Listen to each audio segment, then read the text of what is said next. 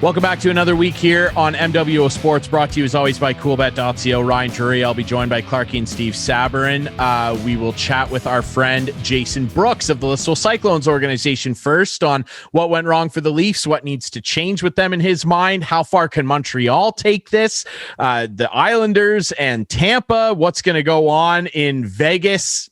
Will they be playing Montreal? Will it be producer Adam's Avalanche? We don't know because we're recording this on the night of Game 6. We'll also talk about the sticky stuff scandal going on in Major League Baseball. We've got to talk about that. We'll, of course, also be joined by our wagering expert, Pat Gregoire of Coolbet. Before we jump into the show, though, really quick, guys, we just want to offer our condolences to the victims of the terror attack in London, Ontario this week. Horribly heinous act of violence and terrorism. That's what it was.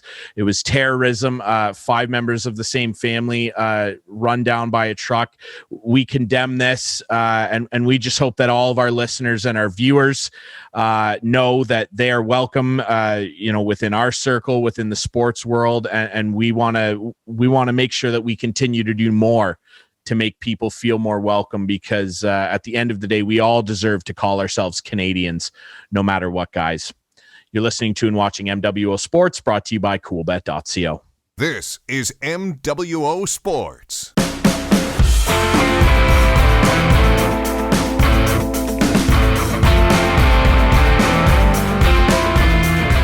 Welcome back to MWO Sports, brought to you by Coolbet.ca. Ryan Drury alongside Clarkey and Steve Sabarin. Very pleased to be joined by our good buddy and friend of the show, Jason Brooks of the Listowel Cyclones organization. Brooksy, how you doing, man? I'm doing great, Ryan. Thanks for having me on. We appreciate it, dude. As always, you're one of our favorites to talk to. Unfortunately, I'll start this off on a sour note for yourself. Let's talk about those Maple Leafs. Yeah, and Clarkey, I know he was excited when I told him you were going to come on, because Clarkey can't get enough of just ripping into his Maple Leafs right now. What's your opinion on what went wrong? Like, they're up 3-1. They seem to be in control of the series after a really tough situation in the first game with John Tavares. I know it's been a couple weeks now, and the dust is kind of settling a little, but what, in your opinion, went wrong for them? What did they not do well enough to close that series out? Montreal played desperate in my mind from game 5 on. Obviously with their back against the wall. Carey Price played like the Carey Price of old. He was excellent, and they didn't pay a price to get inside. They didn't pay a price, the Leafs, to get inside in the scoring areas, right? And Montreal's game plan was wonderful. They clogged up the neutral zone. They forced Toronto to dump the puck. And Clarkey, I'm sorry, but did Toronto dump a puck all year? I'm not sure they knew where the corners were. And Montreal taking away the rush on them really did hurt them. It didn't help that players like Mitchie Marner had one of the worst series a player could have in 7 games, for a guy that's, again, I don't want to pick on him, but I'm picking on him, $11 million guy who, leads the team in points. You expect so much out of him. Matthews, I'm going to give a little bit of reprieve, right? Because he didn't score, which sucked, but he played pretty good defensively. Like, he didn't turn pucks over like Marner did. Seemed to win boards battles, which they needed. But they still needed more offense out of him. William Nylander, I bashed this poor guy all year, and he was outstanding in the playoffs. And their defense, I think losing Jake Muzzin really hurt. Really, really hurt. I think he's a glue guy back there, and helped that second power play unit, because their first power play unit stunk. To me, against Montreal, you should have been able to overcome that. However, what I want to ask you, just being a coach, did you see many adjustments that Sheldon Keefe made? I didn't personally, and I just think that there could have been some more adjustments made. Sorry, I'm laughing, but I'm just sort of following your lead. I'm laughing, Clarkey, because at the end of the day, there's been more coaches talk to me about the Leafs, I think because they know I'm a Leaf fan, ask me the same question. Why didn't he adjust? Why didn't he adjust? But, to a fault, Kyle Dubas and Sheldon Keefe both say this is the style of hockey they want to play. They want to play a possession game. They want to keep the puck on their stick. They don't want to give it up. Montreal held the blue line, yes, I'm a coach. I got to coach at a decent level. I don't think I'm a rocket scientist, but when they hold the blue line, dump a puck and learn to retrieve it, right, and go after. And that's the old school way. But that still works in hockey in my mind. Correct me if I'm wrong, but if you start dumping the puck in, won't the defense then maybe make some adjustments and then maybe you can carry it in like you want to? That's the whole premise behind it. Yeah. Yes. Like you attack that blue line with speed. They want to stand up, you chip it, you send guys after it to retrieve it. You have a plan to get it back. Right. And to your point, exactly, they're going to back off that blue line, which is going to give your offense a chance to carry that puck in and make plays. Yeah. Right. I don't get it. Anyway, can they win with this group? What do you think? No. I really don't believe they can. And I was talking to, you guys know Alan McCauley, who used to play for the Leafs. He's a good friend of mine. And we were talking about it. He wondered, and it's a really interesting point. Had things have been different, had Sheldon Keefe got this group in the beginning when they were young and open to this style of play, but then replaced Sheldon Keefe with a Mike Babcock type who was going to try to tighten the reins a little bit. They brought in the pieces that Babcock wanted and a little more grit with guys like Simmons and Thornton, right, and Foligno at the end. Mm-hmm. That style of play, right? Like Babcock wanted them to chip and chase at times. He wanted them to go after the puck. And again, I'm not comparing Babcock versus Sheldon Keefe. That's not what this is about. But just that idea, right? Like somebody who's willing to play that style, that could do both and make those adjustments that you talked about. Yeah. I want to go to the other side of the ice, Jason. And in your experience, you've coached a lot of young players and seen them blossom. For Montreal, Caulfield and Suzuki, two young guys, and they just seem to be getting better and better through the playoffs. What do they do that is so effective, and why can they do it? I think Nick Suzuki has been a player in junior hockey, on the world stage with the juniors, and then into Montreal. Plays 200 feet. He plays whatever way the coach wants him to play. Can be defensive, be responsible, but offensively so gifted and smart. I think that's where his success has come from. Cole Caulfield, on the other hand, is a pure goal scorer, right? Like he is just a weapon on the ice, and he's got one of those shots, an Austin Matthews type shot where it's dangerous from any angle, anywhere, and just give him an inch and he'll take it. And it's a great opportunity. And I think the more confidence he gets from it, you're seeing each and every round or every game. I find it interesting too that they have a teammate, a veteran guy, in a Corey Perry that I know, Clarkey, we know how you feel about Corey Perry. You love the guy, and I know the Leafs looked at him in the offseason, and I find it interesting that they have him as a teammate now, where I see Caulfield and Suzuki almost in a similar vein to Perry Getzlaf back in the day. Now, Cole Caulfield's not Corey Perry. I mean, a far nastier human, but that center and wing combo, two young guys that ended up winning a cup on a team with a bunch of veteran guys, a veteran goalie in J.S. Giguère, and they came together around what some people would consider a bit of an underrated defense core, at least in Montreal. I mean, that Anaheim team had Chris Pronger and Scott Niedermayer on it, so that's not a great comparison, but those two remind me of that. And Perry and guys like that, and guys like Shea Weber, who's going to play in a conference semifinal for the first time in his career. Those are the guys that really bring those two along and make them feel awful comfortable out on the ice. And it seemed like the Leafs didn't really get a lot of that on the other side, Brooksy. Well, I completely agree with you on the Montreal side.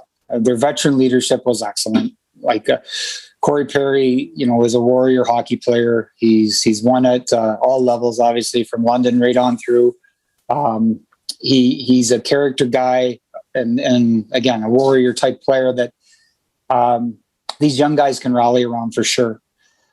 One thing that you mentioned was the defense, right? And Shea Weber, but look at that entire defensive staff. I mean, the big four, Shea Weber and Ben Sherratt logging huge minutes defensively, keeping the game simple, clearing the front of the net for Carey Price. Joel Edmondson won a Stanley Cup in St. Louis, right? Like he's not a flashy guy, but he just pounds people and moves the puck simple. And the guy that's impressed me the most is Jeff Petrie. During the regular season, there's a guy that was your power play guy. He's kind of your offensive guy. Maybe take the odd risk to make a play. Did you notice that in the Leafs series at all? Like I didn't. He just played simple, solid. They're doing their jobs and they bought in. But to go back to your veteran leadership thing with Corey Perry and that these young guys kind of following their lead, they do the right thing because these older guys are doing the right thing. They're leading by example. They don't play with pucks at blue lines, hoping to make a miracle out of it, right? And get the Hulk play. They chip it in, they go after it, they bang, they crash. They're led by guys like that Anderson, right? Like just a beast of a forward, goes in, bangs and crashes, right? Like they set the tempo. Montreal, I think, is a more playoff ready team, built team than what the Leafs were. The Leafs are built on skill and you love watching them because of that skill. But when skill doesn't produce, what's the old adage? Hard work beats skill. This is way too much Montreal Canadian praise for me. So I just want to get back to one other question about the Leafs. When I asked you if they could win with this group, you said no. What do they have to move one of those top four then? And who do you think it would be? And what would they need in return? You need something big, obviously. I mean, yeah. I don't think they're going to. I really don't. I don't either. I agree with you. I don't believe they will because I still believe Dubas is sold on that group. He builds it. He's going to stand by it. But if you could move one of them, you would want to move one of. Well, I'm going to say not one of them. You're going to probably move Marner. Yeah. Well, he's a guy to move. You need to get back. I think a defenseman like Columbus and Jones that Seth Jones isn't going to sign. So you could flip Marner for him, and think of that trade Montreal. And again, I'm sorry to do the Montreal thing, but Montreal gets Josh Anderson for Max Domi. When you guys heard of that trade, what did you think in the beginning? Who won that trade? Yeah. Right. Oh yeah. Yeah. But they'd also say, well, there's $11 million roughly for Marner. Jones isn't making that yet, so we got to get something else back. But go get some depth. Go get some pieces that are depth guys that bang and crash to battle with what you're seeing in the playoffs. Yeah.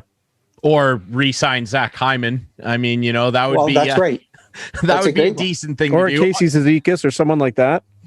Would he leave the island? That's the thing. I mean, it's one of those things where the Leafs are going to have some dancing around to do, and like we've stated here, I think that they are going to keep them off the premise that core is still so young, minus Tavares of the big four because he's north of 30 now. But they're going to stick with it, and I really think that it's going to be a thing where if they start getting toward the second or more back half of their contracts, if things still haven't gone well, then assuming Dubas is still the GM, which I think it's likely he will be, then they'll maybe do something a little more drastic, but I just don't think it will happen here. Brooksy, let's Clarkey, I'm sorry. No, it's good. It's good. We got to talk Montreal a little more here. No, we don't. Let's move on to the other series. And I'm going to, because they're going to go to the semifinals now, and guys were,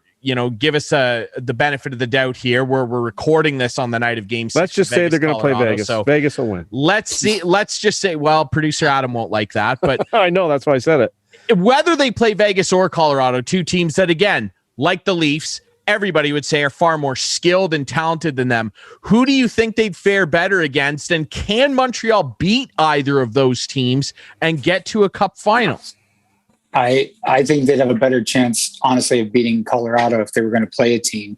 Not, again, same idea, Colorado, way more skill, but similar to Toronto, right? Like they have defensemen up in the play. They're off the rush type team, play with speed, and watching a bit of that series with Vegas. Where's Vegas get their offense from? The turnovers, from the mistakes, that are being made by Colorado. So they'd have a better chance at Colorado, I think, in that series. If they play Vegas, I just think Vegas can lean on them with their size comparative to Montreal.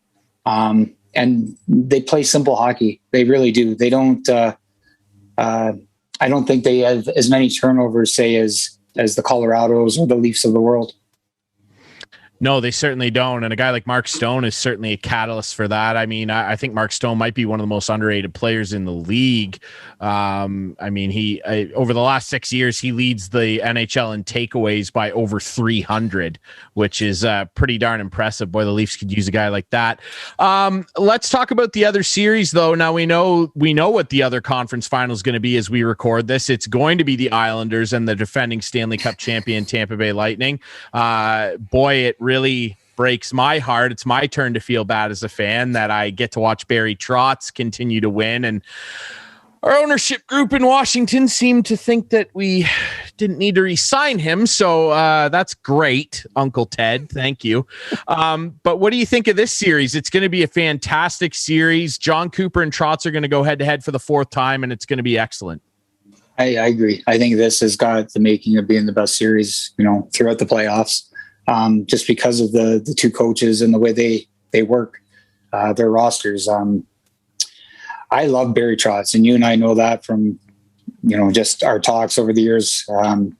I think he does an amazing job, and he gets his teams to buy in. And I think Lou Lamoriello being the GM there and having Barry as the coach, the way they've iced that team is just. They're an amazing group. Like I know they got superstars, but when you think of the names out there still left, you're not talking about the Islander superstars. I don't think they're just a collective group that go to work every day and play the system to a T. And, they live by the system and die by the system, right? Yeah, they certainly do. I mean, you look at guys like Matt Barzal, he'd probably be the flashiest player they have. Steve, your thoughts? Yeah, and looking at the series, this is one series where you can really look at the goaltenders because Vasilevsky, how much will he be tested? Like, will the Islanders even get a crack at him? Not when Victor Hedman's on the ice. I mean, I said Victor Hedman's just a freak of nature. I think he's a top 5 player in the league. And yeah, man, the way that Tampa team plays, but Brooksy, like you said, the Islanders, they just plug away at you. And keep in mind, and Clarkey and Brooksy, I apologize to do this to you again, but it's got to be really frustrating, mostly for Clarkey. Brooksy, I feel like he handles these things a little bit on a more even keel. Brooksy rides. How do you know you're? Yeah, anyway. Brooksy rides life at about a 5. Clarkey's at an 11 when the Leafs lose. But it's got to be frustrating to watch a team like the Islanders that I think we could all agree are probably a little less talented flash-wise than the Leafs. They're doing this without their captain. Anders Lee is out, and he's not coming back, guys. Like there's not going to be some miracle story where they make the cup final and there's Anders Lee in game 4. This guy is out, and here they are. And who's their general manager? Well, yeah, you can say what you want about Lou, but again, though, if you're going to use and Brooksy, I'd love your thoughts on this, and I know that there might be some issues just in terms of the way that maybe there's a perception Dubas is too married to this fancy style of hockey analytics, the young core, but I really feel like Dubas this year. I don't really know what you can fault him for because he's assembled a really talented team. And everyone last year said they got to get tougher. It'd be good. So many people tweeting, we got to get Wayne Simmons. He went and got Wayne Simmons. He got Joe Thornton. He got TJ Brody. Like he did everything that the fans were crying about. And I thought TJ Brody was their best defenseman by a mile in the playoffs and down the stretch in the regular season. This year, I think that this lies solely on the players. I think Dubas did a good job. Brooksy, what do you think? I can't argue that. I completely agree. He got the players that the fans wanted. Mm-hmm. So I want you to hear that again. He went out and got the players the fans wanted. Would Lou Lamoriello have ever gone out and got players the fans wanted? Lou doesn't do anything anybody wants. But Ryan, my point is, this isn't a shot at Kyle because again, he did go out and get the right, what everybody thought were the right fits for this team and did a good job doing it. But his plan still is to be this puck possession style team. He's got a coach. He went and got, Sheldon Keefe, his coach that he won with, right? That He's had since Sault Ste. Marie to run this style of play. The question comes back, honestly, is this the style of play that wins? And you look at the teams that are winning, like St. Louis won a few years ago, playing that kind of hybrid hockey. They still brought old school physicality to the game, right? They still played good defense. Tampa Bay last year, yeah, for all their stars, they played lockdown hockey. They had a fantastic goaltender. They got a stud on the point, like you said, in Hedman. But they played defense. They didn't turn pucks over. And really, the guys that produced for them during the playoffs are guys that still you don't normally hear about, minus Braden Point. But Patrick Maroon's a playoff star last year, right? This year, there was a kid named Coleman. Like, I don't watch Tampa, so I apologize. But you see these different names on the score sheet every night, and you're like, who's that guy? Mm-hmm. Right? And they continue to find ways. But I don't know. I would like if for Kyle Dubas, I'd like him to say, okay, look, this is my team, for better or worse. Right? I'm not worrying about what the media says. I'm not worried about what my fan base says. If I believe this is how we're going to win, this is how we're going to win. I wonder if they'll take a look at the not those veteran guys and not the top guys, but maybe those middle guys like the Engvalls and the Kerfoots, and maybe try to bring in more energy guys and guys who are willing to, to go to those ugly areas and get pounded, maybe to create chances. Maybe he's going to look there now. I don't know.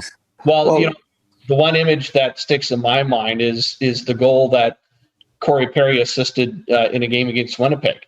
He skated into a check in the crease, and everybody went to him. He dishes the puck up, wide open net. Mm-hmm. I mean, I did not. And Spezza would do that with the Leafs, but how can you rely on Jason Spezza to be one of your best players when you have four guys making over $10 million, right? He's making what, 800? Yeah, 750,000. You can't. Again, and that's the biggest indictment, I think, why I would say it's on the players, because Kyle can't put a pair of skates on and do this for them. Like, you can yell at a guy. Sure. I agree with you, Ryan. I've said it. Or have 18 analytics meetings, or sit down with the guy. And again, I'm not bashing analytics. I think they have a place in the game for the record, but you can't, you can sit down and have a video meeting with Austin Matthews, Mitch Marner, whoever, 18 times during the year and go, you got to go through this check, and they don't do it. And if Mitch Marner went 7 games this season in the playoffs without a goal, fine. It's been a lot more than that. It's 18 it's a pattern. 18 games without a goal. Sorry, but he can't do it. You say analytics, Ryan, but it's interesting that, and you guys talked about it earlier in the broadcast, that they never changed their tune. Mm-hmm. So if the numbers keep telling him, oh, do this, because the other team's going to do this and do this, but the other team changes, well, that just takes your analytics out the door, and you've got to adapt. Hey, Brooksy, do you think the game hurt, like the way that the game is called in the playoffs, hurt a team like Toronto and benefited a team like Montreal? We talked about it a couple weeks ago with, there seems to be a lot more the hooking and holding and the clutching and grabbing in the playoffs. Sure, the Leafs power play sucked, so it didn't matter if they got a power play. However, my point is it shouldn't be this way. It seems to benefit those mucking teams. I don't disagree. And I think part of that is, as a coach, is you've experienced it, right? Like, they experienced this last year with Columbus, because Columbus by far is not a run and gun team. They were a muck and grind type team. Mm-hmm. So you've got to kind of prepare for that during the season. And did you see that out of Toronto? Did you see them get into those dump and chase, muck and grind type? No, for sure. No. So they didn't make those adjustments then. I go back to Ryan on this, and to his point, I kind of agree with you, Clark. I still think this is on Dubas, even though I don't believe he plays the game. But I've been in this spot as a coach and GM. I've been in the spot where you've iced the team and you can't play for them, but you believe in those pieces. So something has to give. Are they going to remove those pieces? Or are they going to remove the piece that put them together? Mm-hmm. Ultimately is the decision that has to be made, and or how many opportunities are you going to give them before you do move on. Yeah. As you said, if you listen to the fans so much, you're going to be one of them. That's right. Instead of the general manager. Yeah, it's a tough spot, right? Because, and again, Brooksy, I know that, it's it's tough to throw comparisons out there, right? And I've heard them all. And I've made some of them myself. Just, you and I both know we watched, Washington struggle for a long time. They finally got it done. But, that was a bit of a different problem where their star players would show up and they had no depth. And half the time they were carouseling goalies too. Finally got it done. The one thing that bothers me sometimes, because again, like I said, Dubas can't play the game, but at some point, some things do need to change. And the whole notion of well, they want to play puck possession hockey and everything. Great. It's great having the puck more than the other team. That's fantastic. Really, really good. But to compare it to think, like I see a lot of people throwing out those Detroit Red Wings comparisons.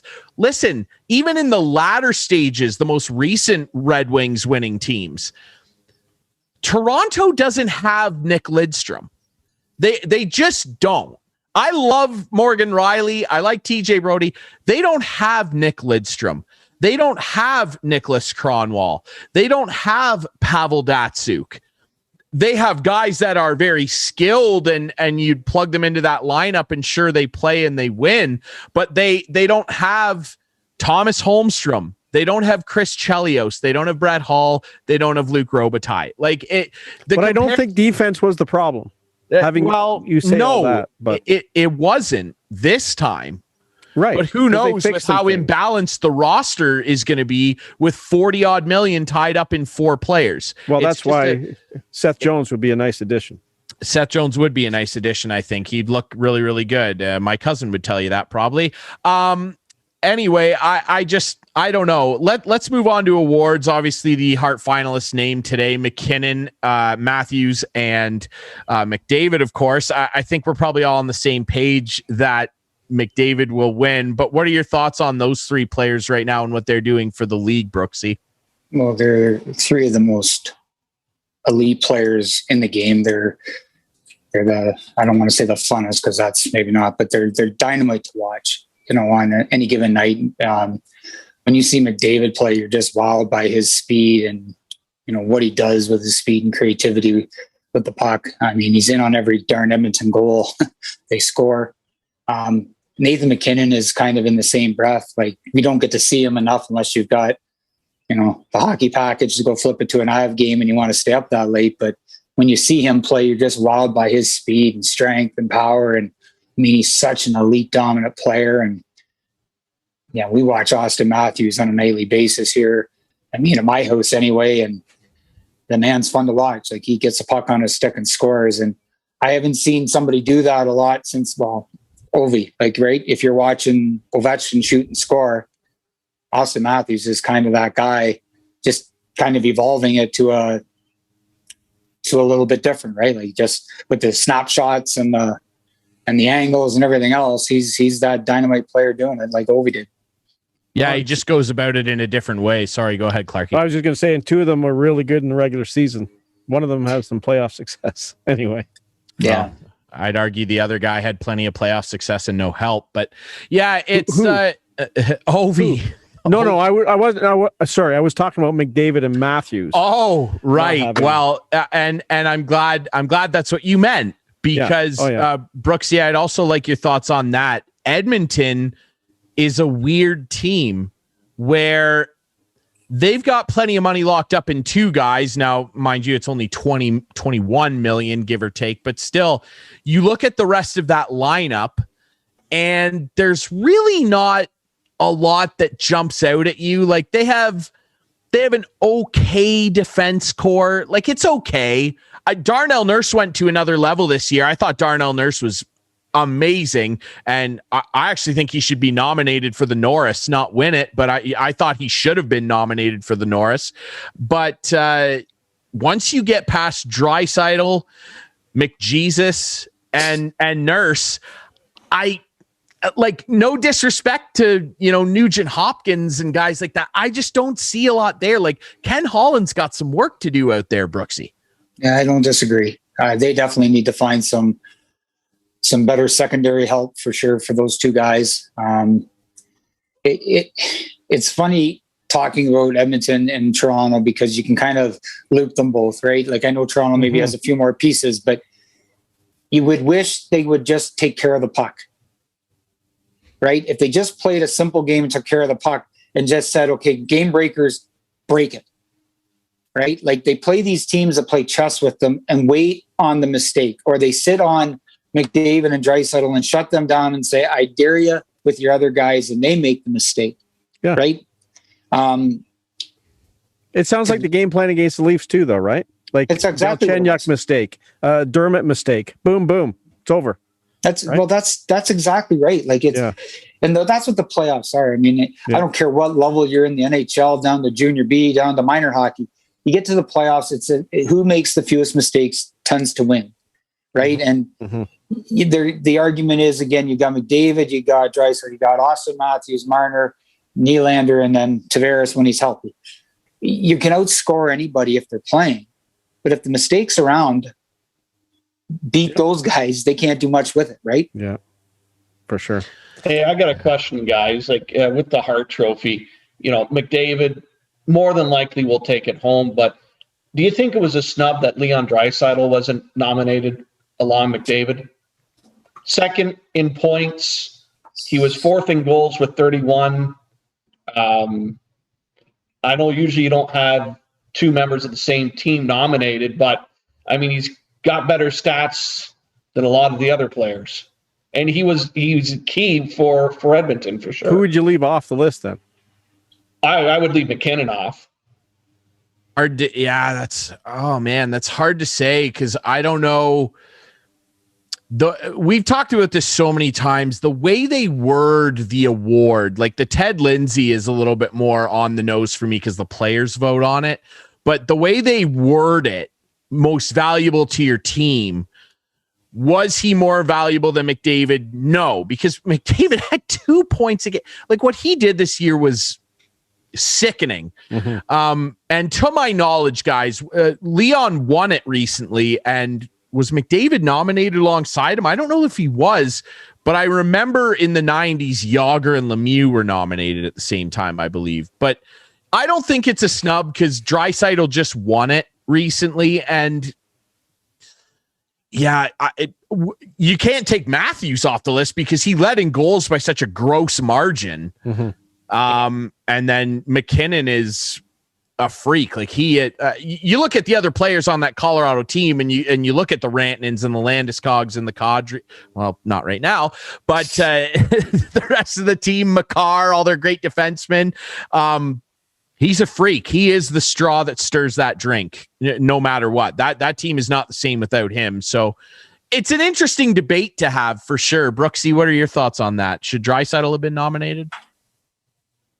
It's a tough one. I like all three that were nominated, but I'm not arguing with Steve or disagreeing with Steve either, because if you had taken McDavid out of Edmonton, Draisaitl leads that team. Much like when he was injured last year and Draisaitl won the Hart, he led that team. He's a superstar in his own right. It's just that he's playing with the best player in the world, right? That's kind of hurting him. And to your point, Ryan, when you put up those kind of numbers that McDavid did, what was it, 2 points a game, averaging 2 points a game or 3 points a game or wherever the heck it was this year. Like, unfortunately, no matter how good Leon nobody would take notice due to the season that McDavid had. Yeah, he was doing some freak stuff. Go ahead, Clarkey. Just before we let you go, give us an update on what your future holds. I know last year you were hoping to come back and coach the Cyclones, but season that never happened. What's the future for you now? Well, first off, I hope hockey just gets going for everybody here. My future, I'm going to help the junior Bs as an advisor, with hoping COVID and all the COVID stuff, passes here. Hockey gets going. I'm anticipating, my wife and I are anticipating our three children to kind of get back into the swing of things. And I got two girls playing for the Saugeen Maitland Lightning organization, which is a lot of travel. And then my son's playing for the Huron-Perth Lakers. So between the three of them, we're going to be ripping around, hopefully lots of places. And I want to make sure I get to be with them as much as I can. Nice. And I think you've given enough to deserve that time, Brooksy. I think the Cyclones, have definitely benefited from all your contributions. And hey, you're still going to be an advisor, so that works out. They're still going to get all your wisdom. So I think everybody's appreciative of everything you've done, and we appreciate you coming on the show, man. We really appreciate this. Thank you. Well, thank you again for having me. I love coming on. Absolutely. There's always next year. Just remember that. There's always next year. There's always next year per infinity.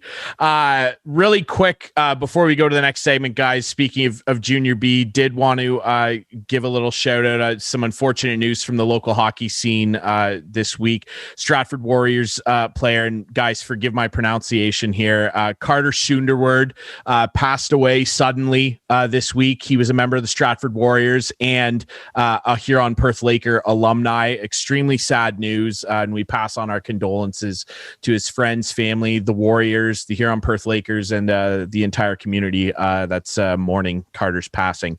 We'll take a quick break here on MWO Sports. When we come back, we got to talk about this sticky stuff scandal going on in baseball right now. What's going on? What can they do about it? What does the future hold? We'll talk about that next here on MWO Sports, brought to you by Coolbet.ca.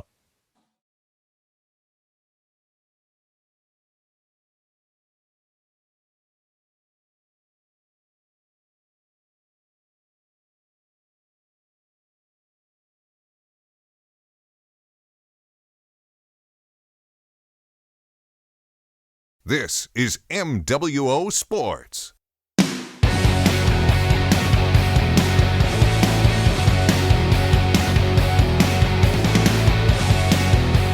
Welcome back to MWO Sports, brought to you by Coolbet.co. Ryan Drury alongside Clarkey and Steve Sabern. We appreciate our buddy Jason Brooks jumping on to talk about hockey with us.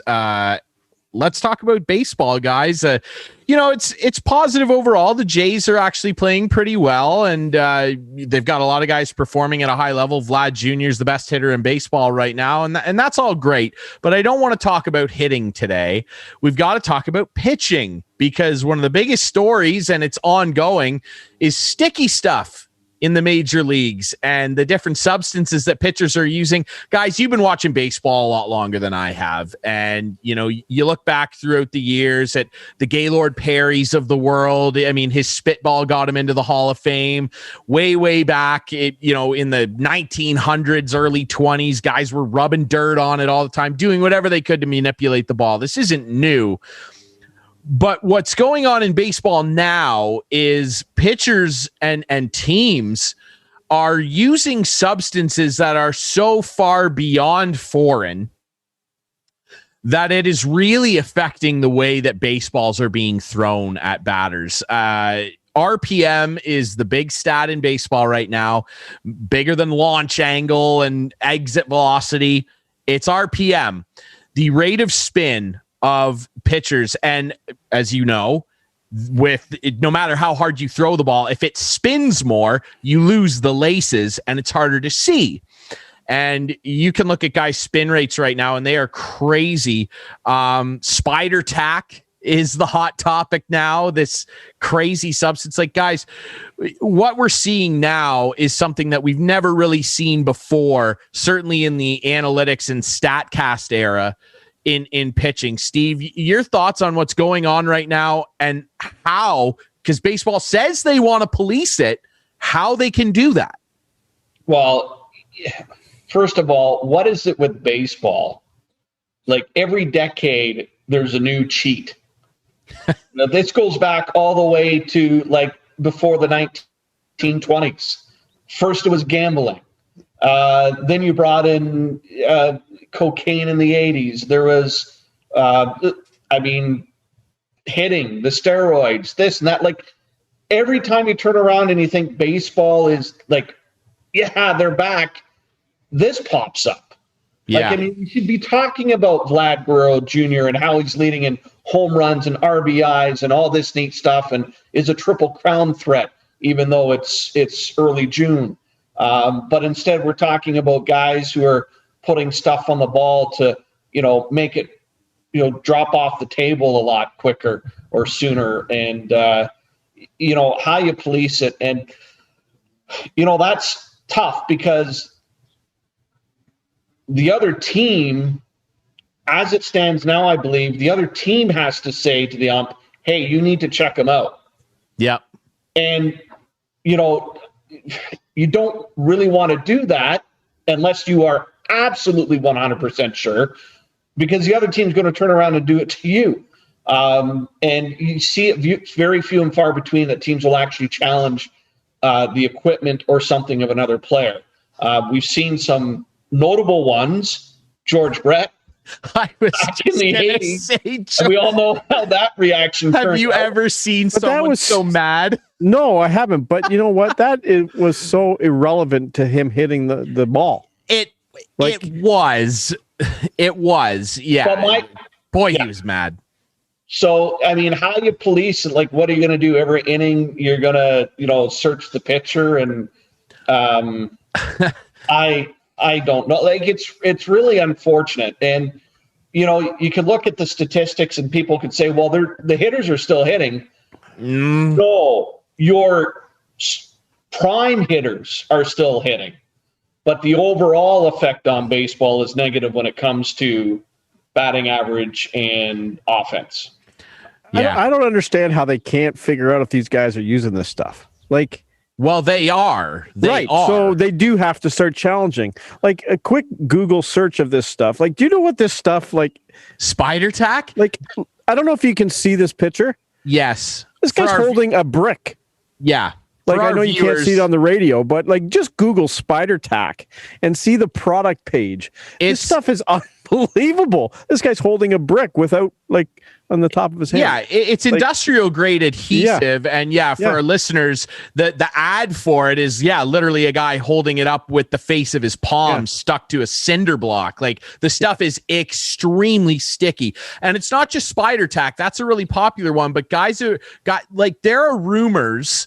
An Angels employee was fired recently for basically making this stuff called go-go juice that he was giving to other teams. I'm dead serious, and teams are hiring chemists to come up with their own team brand of sticky stuff that's distributed, melting down Coke and using the residue.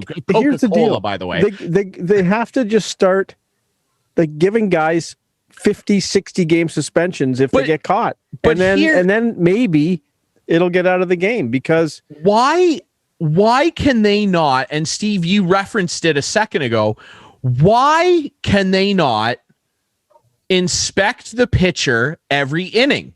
why can't they inspect the ball? not?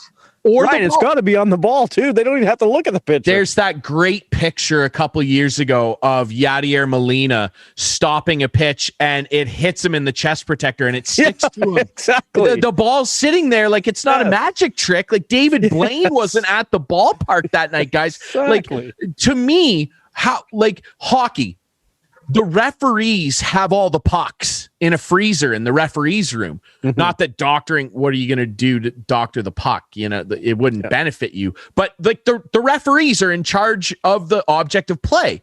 In football, you bring your 12 footballs that you use on offense, but you have to give them to the officials 2.5 hours before kickoff. Why do the umpires not just have all the balls? And maybe they do, I don't know. But the pitcher, they go out, they hide it in their belt. You see the guys after every pitch, or they put their hand in their glove. They've got it hidden there in their little thumb joint. Look at the pitcher, inspect the pitcher coming into every inning, look at their hat, their neck, whatever, and move on. Just How grab the hard ball is every this? once in a while. Inspect the ball, like whatever. That's you what can do they're whatever doing. you want. They're right? collecting you can do baseballs. whatever you want, but I mean, I don't know if the umpires can be responsible for bringing 72 dozen balls or whatever each game. That's a lot. No, and fine, but the home team has to rub them down with the mud, right? They rub each ball down. Yeah. So to make it the umpires. stickier. Yeah, the umpires wouldn't be doing that either. But no, and again, that's it's easy. fine. You see something weird, give me the ball. Give me the ball. Throw it back. You're out. Make some rules that would discourage it from happening, and maybe it wouldn't happen. But It's a crazy story, guys. Yeah, no, it is a crazy story. We've got we gone from banging on drums and it's cheating. The end of the day, it's not drums but garbage cans. It's cheating. you've got to look up a video that came out on Wednesday of this week where Garrett Cole was asked about spider tack specifically. Crazy answer. And he essentially said, I don't know how to answer that because this and that. So you use it, Garrett. Yeah. And Garrett Cole is a great study in this because his spin rate, he had a terrible year in Pittsburgh, went to Houston, and his spin rate went through the roof, and it is unbelievably high this year. And it earned him, you could argue, a $324 million contract. Would he still be a good pitcher without spider tack? I think so. But at the end of the day, this stuff it's out of control, guys. Look it up. It's wild stuff. All right. One last thing about that is no team's going to complain too much because they're doing it too. And that's the problem. That's a problem. It's not one team or two teams doing it. It's everybody's doing it. And how do you stop that? That's League's why you got to inspect in the ball and not have to rely on the teams to complain. Yep. League's got to step in and do something. There are reports of guys that say they can hear the ball ripping off pitchers' fingers from the dugout. It's crazy. How do they even throw it? How does it even come out of their hand? I wonder. It's ridiculous. MLB on pace this year to set the worst league average in terms of batting average across the league and the highest strikeout rate of all time. They got to do something. All right, we'll move on really quick. And coming up next, I will chat with our wagering expert, Pat Gregoire from Coolbet. So stay tuned on some hot bets for the weekend. You're listening to and watching MWO Sports, brought to you by Coolbet.ca. This is MWO Sports.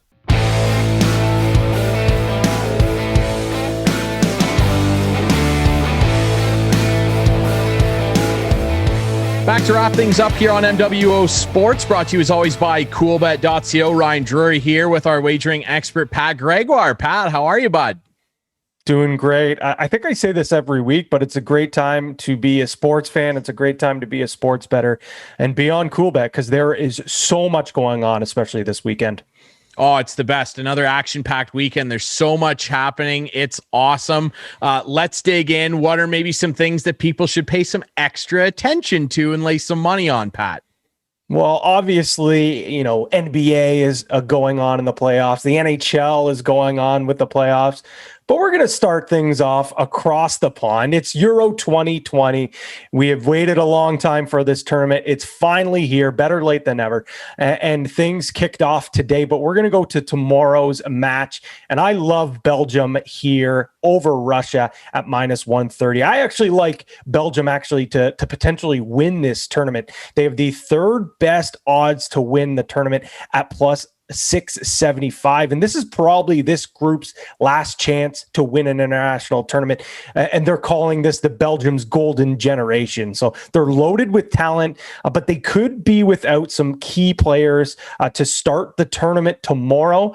But Lukelu is one of their best players. He is playing at an unbelievable rate right now. I think he alone is going to be able to fill in the shoes for De Bruyne and Hazard. So I think they get it done over Russia. They want to open up on a strong foot. They'll get it done. Take that at -130. I like that bet. Big soccer fan. Euro 2020 is going to be amazing. And I know that there are probably some Italians and some Englishmen and lots of people from European countries that are going to disagree with your Belgium pick. But I like that pick. And I mean, that's actually a pretty solid bet for them to win the tournament overall at +650. I think you said that's a really quality bet. And you're right. They're golden generation. You look at Romelu Lukaku. If De Bruyne can come back and be healthy, he just won Player of the Year in the Premier League in England. We all know about my buddy Aiden Hazard, my former Chelsea love. So if they can contribute with guys like Axel Witsel and Lukaku up front, I actually like Belgium a lot, and I might take your advice there. And you should, because Pat is the wagering expert. Let's move on. What else do we got? As I mentioned, playoff full swing. So let's go to the hard court in the NBA. And the Phoenix Suns right now are a underdog, believe it or not, after thumping the Nuggets in the first two games. And I think the thinking here by the books is we're going to expect a better effort from the Nuggets. They're at home. Their backs are up against the wall, whatever sports cliche you want to throw out there. But I think simply enough, I just think this Sun team is a better team. We're seeing them. They're on fire right now, 5-0 against the spread and straight up in their last 5 games. Devin Booker is playing on a completely other level. It seems like he's unbeatable at some nights. We're also seeing Chris Paul play like vintage Chris Paul right now. So I like them to cover the 1.5. I think I even like them on the money line even more. Obviously, a lot of people, when a team goes up 2-0, you always expect that pushback. We might see it. I think it's going to be a close game. But with that being said, if it's within the 1 point, you're going to win your bet there anyways. I love that pick as well. And you're right. The Suns, they're fire wagon right now. Hop aboard, ladies and gentlemen. And CP3, we all know that when that guy's cooking, he is not a cold cuts guy. He is all about the sizzle on the steak. I love watching CP3 do his thing. What else we got? I know you have a little bit of an interesting and, for people in this area, exciting thought on the U.S. Open in 2 weeks' time.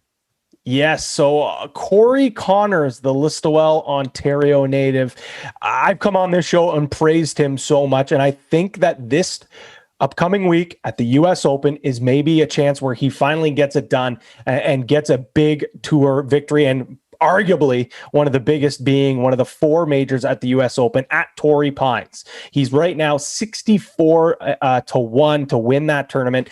I think his ball striking, his approach, and his ability to find the fairway off the tee is going to be huge. I don't know if you've seen any videos on social media right now, but Torrey Pines, the rough right now, looks like an absolute jungle. So if you can't find the fairways, you are going to be in trouble. And that is what Corey Connors is made of.